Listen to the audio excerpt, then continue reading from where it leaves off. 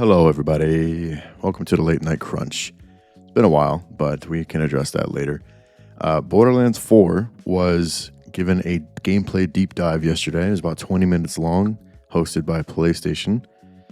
Yeah, if you've been following along, they announced the game last year. But we finally got to Vault Hunters a couple months back, and people were pretty not pleased. But yeah, honestly, so the Vault Hunters in their initial reveal, they looked pretty boring, in my opinion, and majority of community's opinion. The two people on the far ends were like criticized pretty heavily because they were fucking boring. And I agree that they were pretty boring. You know, it was nothing to get really excited about. Except for the Siren, obviously. The Sirens are like kind of exempt from being judged in a way because they're always going to have the tattoos. You know, they're always going to be like pretty cool. They're always going to stand out from the crowd. And then the Viking dude, you know, he's a fucking giant. He's a mountain of a man. So obviously he stands out a little bit. But the other two were kind of basic looking. You know, they had kind of basic clothes. You know, people were kind of like, hey, I want my Vault Hunters to actually fucking look cool. Like, I want to be able to get excited about playing them.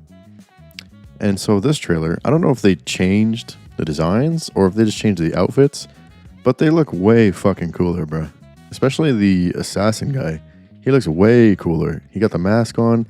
He's got this like pistol thing going on in his hand. I don't know what the hell he's got going on. The cyclone with the blades. Like, he looks badass. But from the first trailer, you would have never guessed. Like, I'm just a little confused why they chose the things that they did for the initial reveal. Because this trailer kind of restored faith in, like, all the Vault Hunters. The other woman, she's a ex-Malawan, I think. And she, I feel like, didn't have that many moments in the trailer. But maybe I just need to pay closer attention. Because I felt like I got a good handle on the other three, how they're going to look when they're fighting and stuff, but not the Malawan girl. So, I don't know. My faith is not restored in her yet, but I did see her grenades that look like phase lock, so that's pretty cool. She probably will be interesting to play. It's like a pseudo Siren in a way. But we saw a ton of gameplay for the new Siren, and I'm going to be honest, I never play Sirens in these games. Like, I never fucking play the Siren. I don't know what it is, but I always just end up playing somebody else. Like, right now I'm playing Flak. I've played Moze in Borderlands 3. I've played Zero, Borderlands 2. I've played... When I did play the pre-sequel, well, there's not even a Siren to choose there. But I chose Handsome Jack once and Claptrap another time. But I didn't get far, so I don't consider it really playing the game. And then Borderlands 1, I'm currently playing through, and I did choose Lilith, but mostly just because I never choose the Sirens. Like, they always look cool.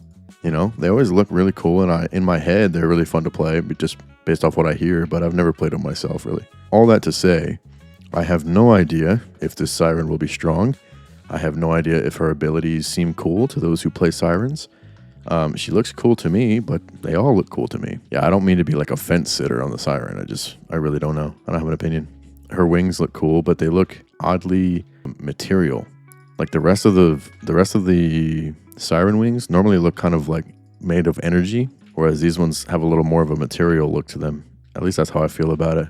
And then she has like Cthulhu's Blast or whatever the hell it's called, Eldritch Blast. And I just don't understand really what's going on. But that's just because I don't know Sirens too well. But as far as actual like unique characters and stuff, they all look pretty good. After seeing this trailer. Before I was still concerned, but this trailer is way better. They also showed like the map, like the environment. I really like the ice and the cold and the tundra. You know, I think it's really cool. The Borderlands style is always fucking awesome. The last time I remember the game looking kind of cold was like Borderlands 2 intro. But I have a terrible memory, so there's probably frozen shit in Borderlands 3 that I just don't remember. It looks really cold. Like really cold, which I kind of like a lot. It looks new, which is always kind of like a step to get over. Like, it always looks a little alien at first, I think, anytime you see a new game. But overall, I think the environment is really cool. Like, I'm pretty excited to explore this place. Like, in my head, it's kind of quiet. It's kind of like desolate a little bit. You know, it's got this isolated vibe, which, I don't know, I fuck with. It's a cool feeling to me. So we'll see how it actually turns out. But the UI, I know there's a lot of talk about the UI right now. I unfortunately feel exactly the same as most people. I do not like the UI as far as the heads up display when running around.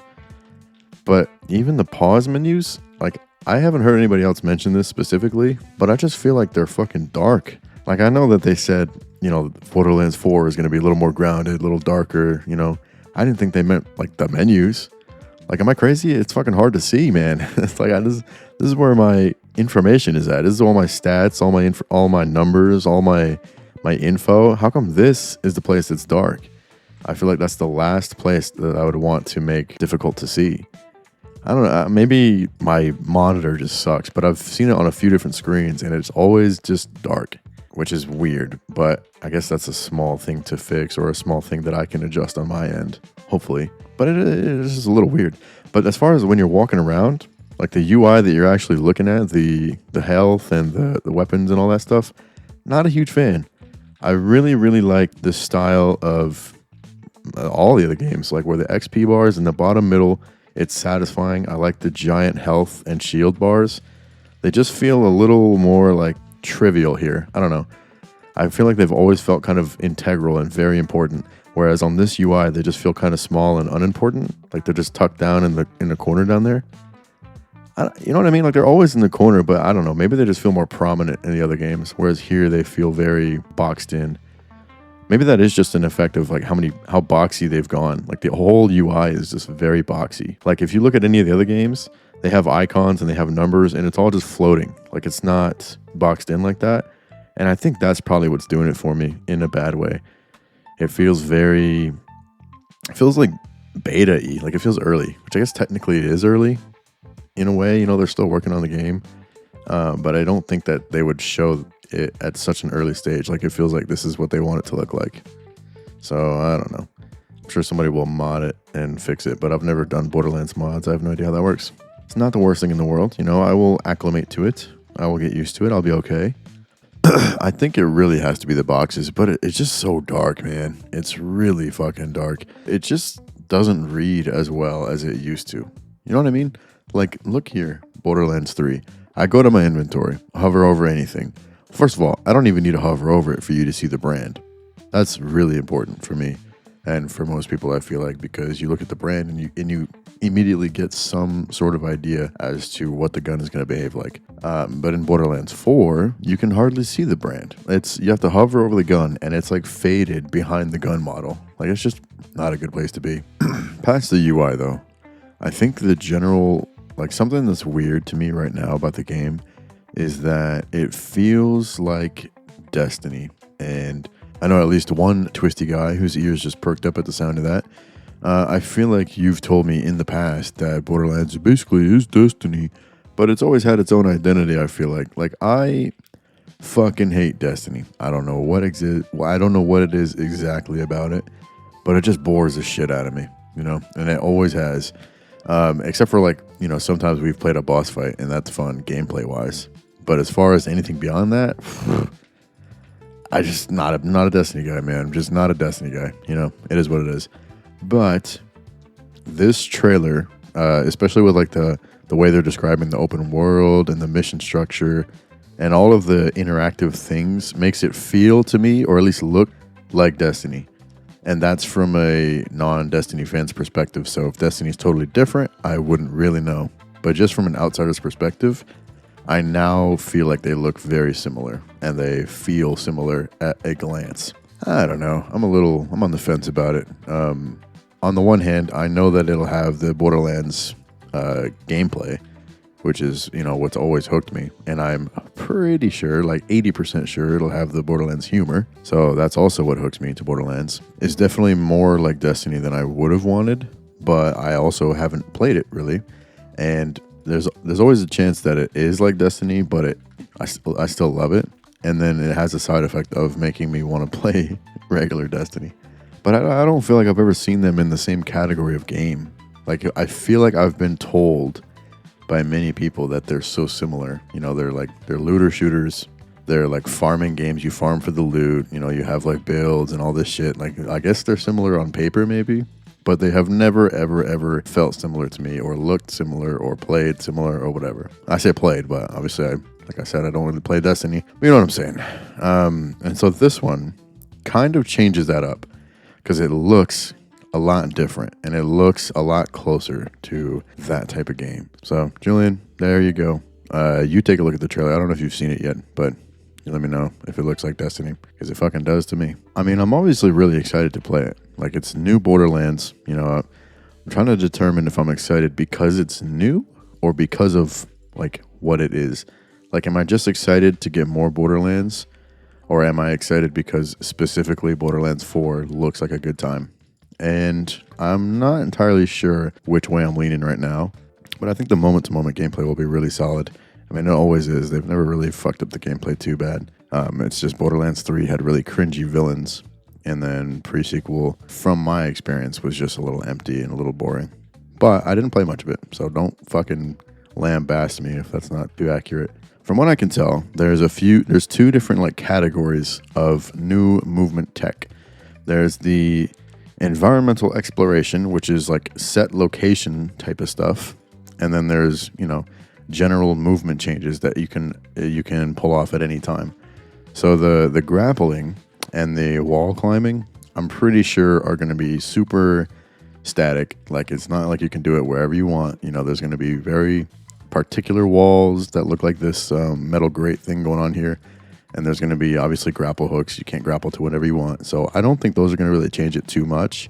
Just in a moment-to-moment gameplay, like, you're not going to be fucking climbing walls and grappling mid-fight unless it's like a mechanic of the fight for a reason, you know, like it's built in. So the ones that will change the gameplay is the dashing. The dashing to me looks like fucking Advanced Warfare directional dash. I'm sure it's been in other games before and since, but to me, that's where I recognize it from. I really liked it in that game, and I think that while initially it doesn't look like it belongs here, because like, how are the characters actually pulling that off, that move? You know what I mean? Like in Advanced Warfare, we had exosuits. And while one of the new Vault Hunters has an exosuit, they don't all have one. I guess I'm being a stickler for realism in a Borderlands game right now.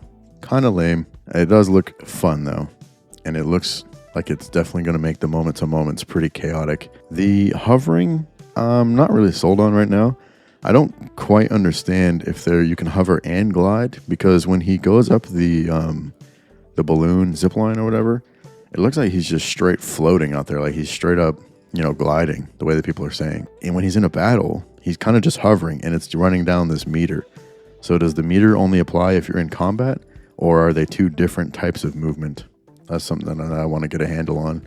I don't know. I think the hovering part is not really going to change it too much. It's going to be like a slow-paced slide. You know what I mean? Like, I'm going to jump to the side, and I'm going to hold the space bar and just hover, or hold the whatever button and hover. And it's like, I don't see how that can be too useful in combat. It's going to make it feel really floaty. Obviously, for traversal, it's great. You know, just extending your jump is pretty fantastic. As far as high-intensity moment gameplay being affected, I don't really think it'll change too much. I think the biggest change to the small-time combat will be the double jump, actually. I forgot there was a double jump. I guess I need to see, like, is all of that all of the time? Yeah, so as far as, like I said, a traversal, it'll be the grapple, very set locations, the wall climbing, very set locations, most likely even the hovering or the gliding, very set locations. Well, gliding won't be a location, but it'll be like a situation that they craft in order for you to glide. Like, I don't see how, as of right now, it's hard for me to imagine how it would change the combat side of the game too much.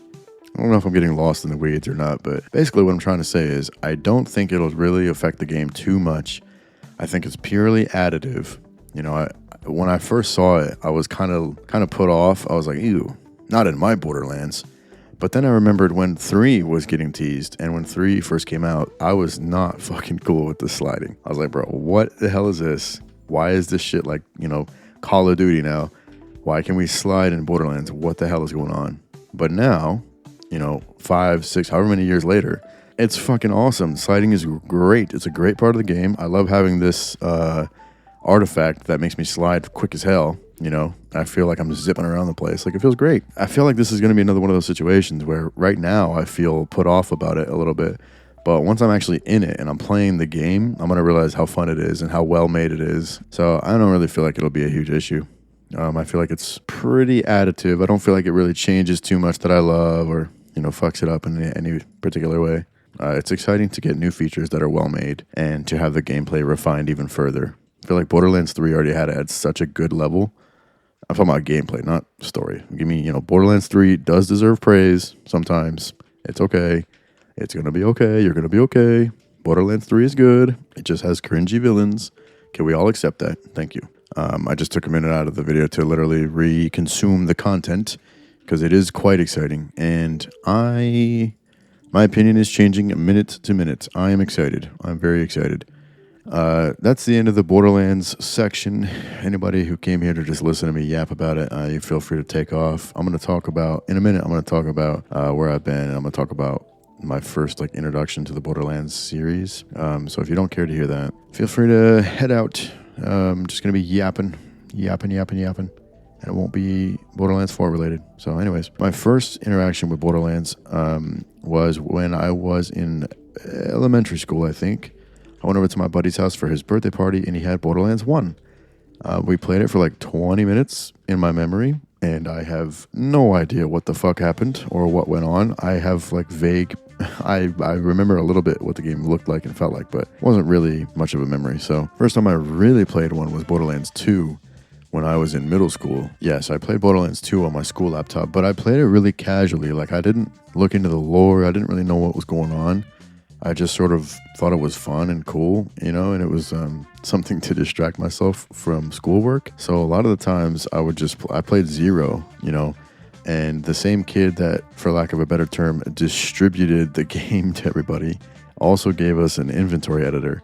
So you could make a gun, and I had no idea how to really use it because I didn't know what the hell was going on.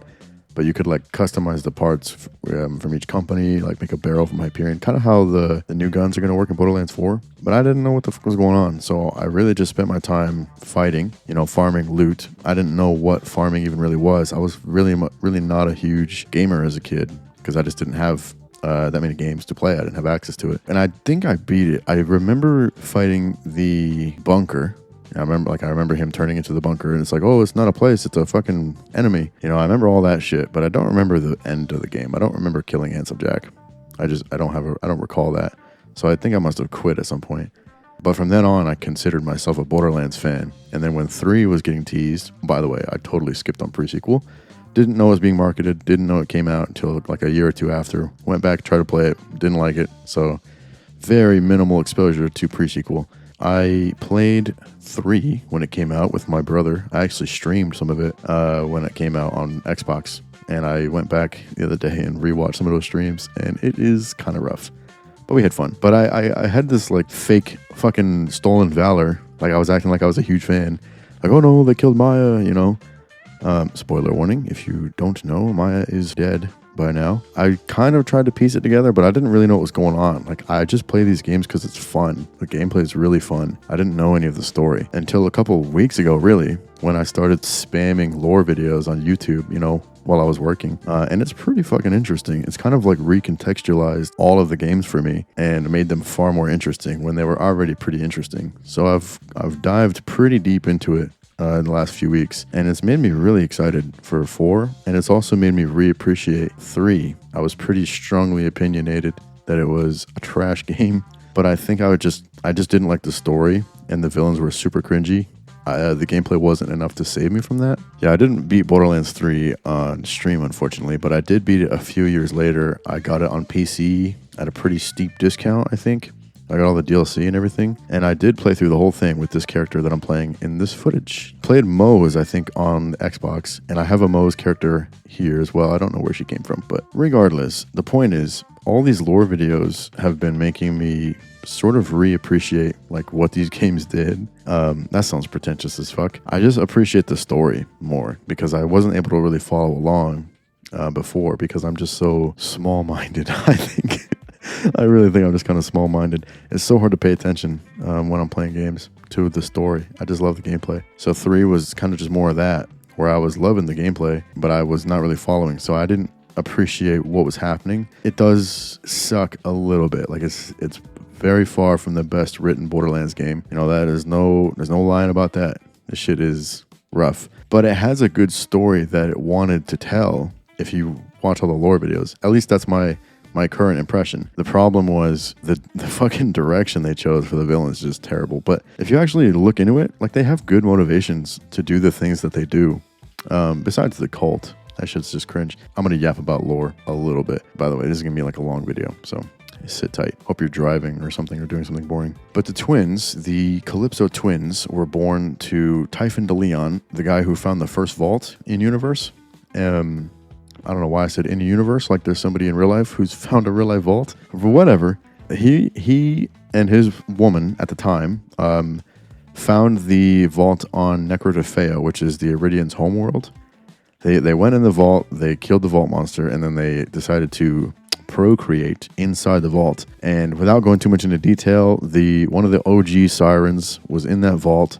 She was responsible in a way for killing all the Iridians. The Iridians asked her to.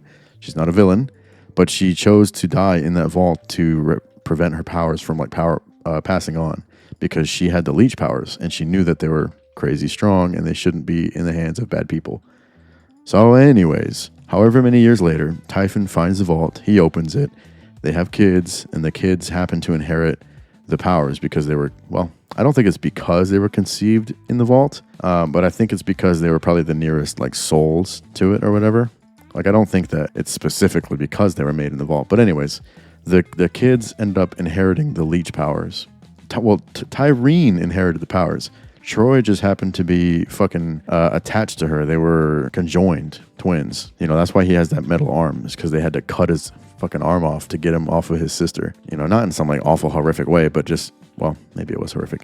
But just to separate them, because Typhon wanted them to be able to live their own lives, you know?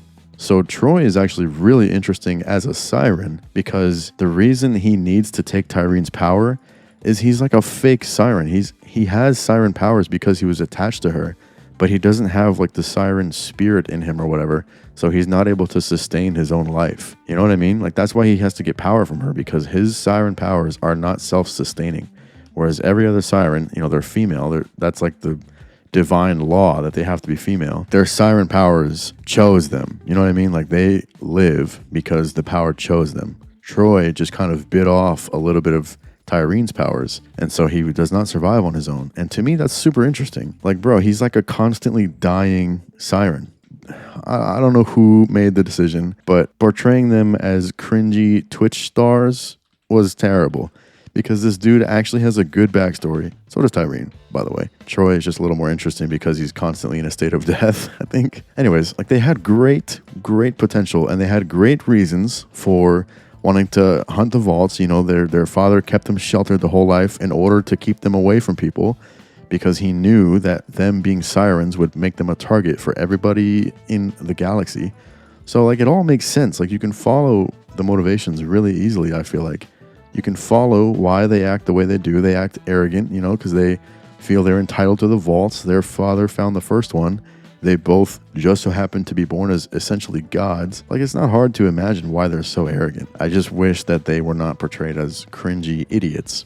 You know, they could have been portrayed as, I don't know. I guess I should shut my mouth, because I don't have any good replacements ideas. I just think almost anything else would have been better. Like, it would have been more interesting if they were more serious.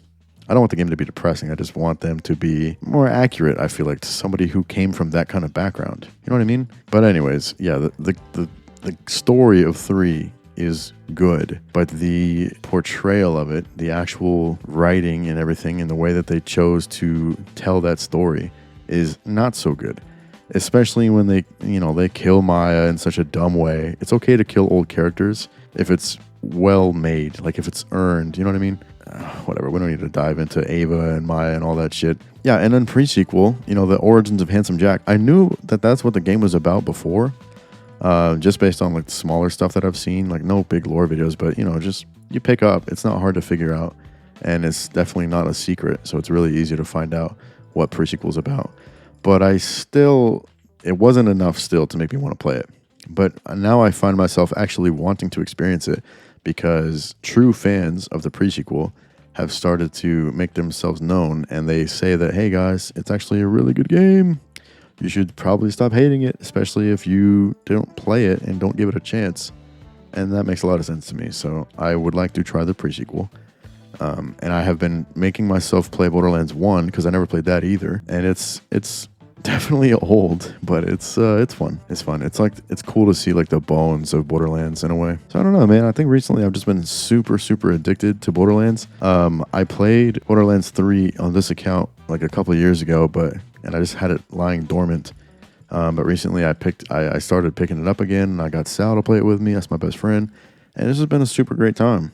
I've just been diving as deep as I can into the Borderlands world, and it has got me fucking hyped, man. And Borderlands 4, while I do have some things that I don't really like right now, I am sure that it's going to be a fucking great game. Well, I'm positive the gameplay will be good. I hope the story is good. But they seem to have learned their lesson from 3, or at least they seem to want to try to do it a different way. So that is exciting. It's been a great time for Borderlands and me. We've been getting along like old chaps. As far as where I've been as a content creator, I have just been busy. How lame is that?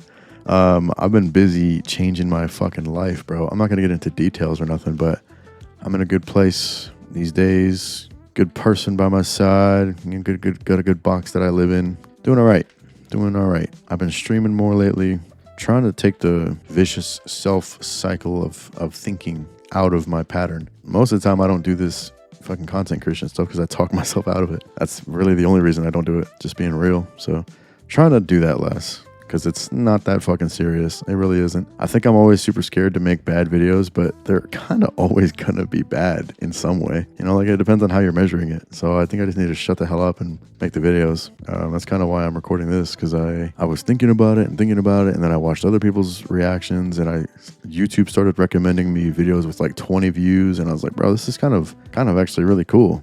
You know, these videos are not like studio fucking budgets. Like, I don't know why I've always convinced myself that I need to make it the best of the world when I don't have the means to do that or the time. You know, I could just make a little video. It's a fucking YouTube video. It's not going to make or break my life. And that's how it feels sometimes. So sorry to yap about so much shit, but that's what I've been thinking about. That's what's been going through my mind. I have a VODs channel. By the way, the meat and potatoes of the video is over. I'm going to just plug shit now. You know, a few things that I've been doing. I have a VODs channel where I post my VODs, you know.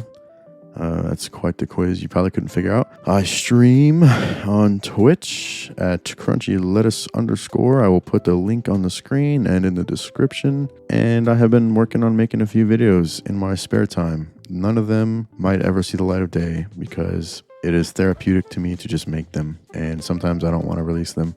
So I've been making videos. I don't have anything worth uploading, but I'm trying to take it slowly, man, because I think I've always just bullied myself so much that I never made anything, and now I feel bad about the wasted time.